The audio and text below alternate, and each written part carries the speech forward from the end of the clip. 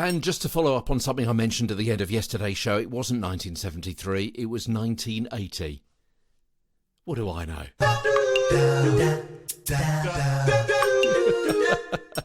Miles out. Good heavens above. Dear, oh dear.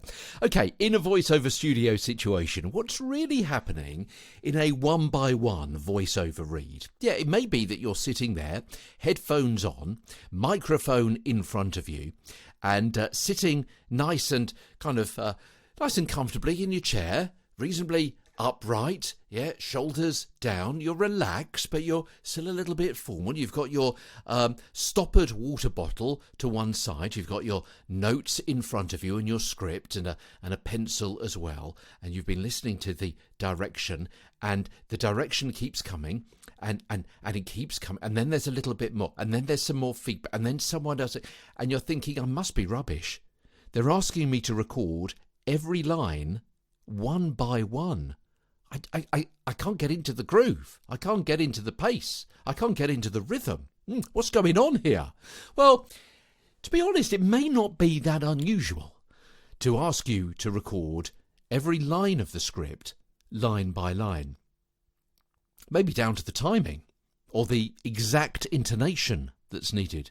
Perhaps your sentence, or maybe just a phrase, has to fit with those of other people as part of a poem or a montage. Maybe it's got to fit with the beat of music or pictures. Or it may be that the director is not thinking of the overall takes they like, but the lines they like from each take, and get you to do individual lines, phrases or sentences separately to give them options when they're editing it all together.